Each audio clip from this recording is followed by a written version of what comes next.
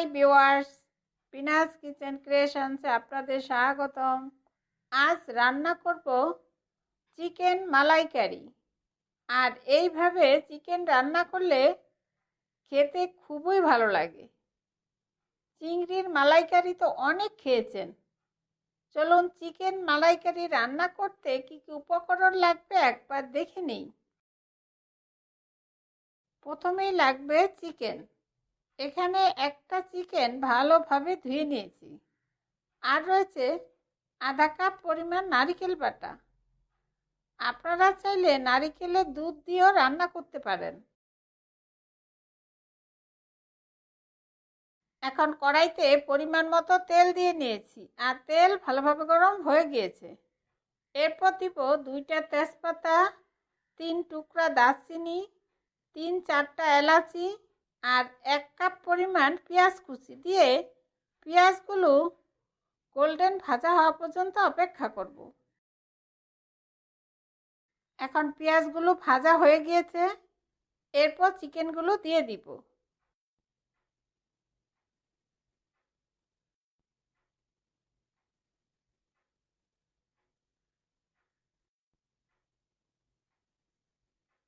আর দিব 1 চা চামচ আদা রসুন বাটা, আর দিব 1 চা চামচ জিরা ধনিয়ার গুঁড়া, আধা চা চামচ মরিচের গুঁড়া, আধা চা চামচ হলুদ গুঁড়া, স্বাদ মতো লবণ দিয়ে চিকেনগুলো ভালোভাবে নেড়ে নিব।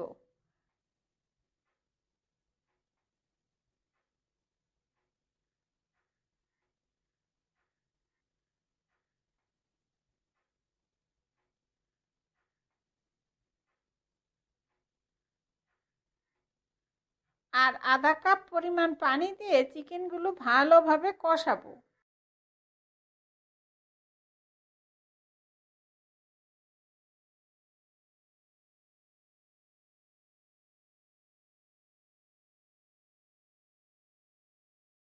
এখন চিকেনগুলো ভালোভাবে কষানো হয়ে গিয়েছে, দেখুন তেল ছাড়ছে।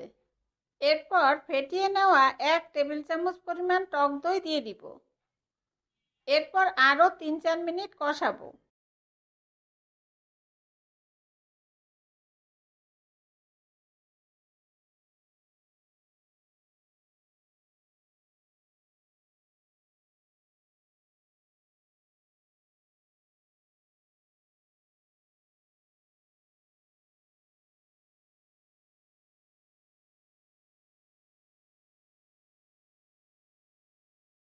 এখন দই দিয়ে 3-4 মিনিট কিছুক্ষণ কষানোর পর দিব নারিকেল বাটা, দিয়ে আরও 3-4 মিনিট কষাবো। আর কষাতে কষাতে চিকেনগুলো প্রায় সিদ্ধ হয়ে যাবে।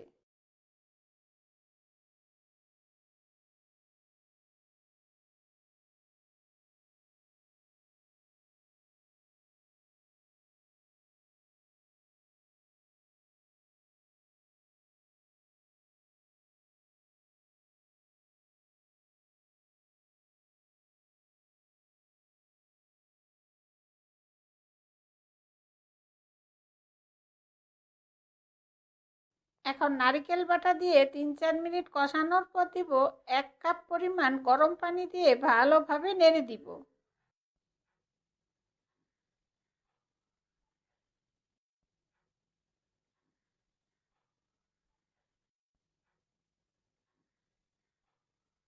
আর দিব 1 চা চামচ ঘি,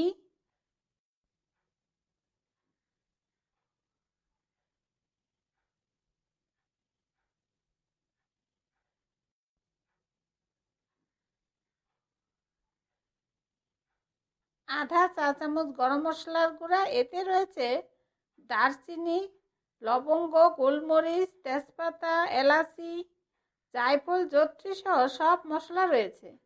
আর দিব 4-5টা কাঁচামরিচ দিয়ে ভালোভাবে নেড়ে ঢেকে 5-7 মিনিট দমে রেখে দিব।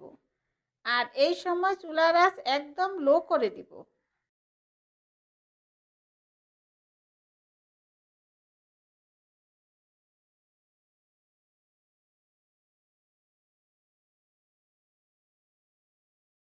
এখন ঢেকে 5-7 মিনিট অপেক্ষা করার পর দেখুন তেল উঠে আসছে।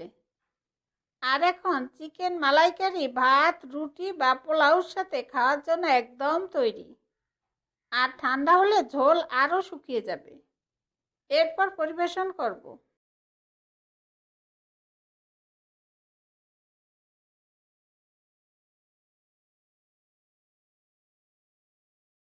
এইভাবে চিকেন মালাইকারি রান্না করে বাড়িতে অবশ্যই খেয়ে দেখবেন।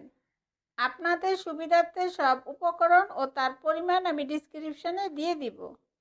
আর এই রেসিপিটা আপনাদের কেমন লাগলো আমাকে কমেন্টসে জানাবেন। আর ভালো লাগলে অবশ্যই একটা লাইক দিবেন। আর নতুন বন্ধু হলে সাবস্ক্রাইব করার জন্য অনুরোধ রইল। আমার ভিডিওগুলো দেখার জন্য আপনাদের সবাইকে অনেক অনেক ধন্যবাদ।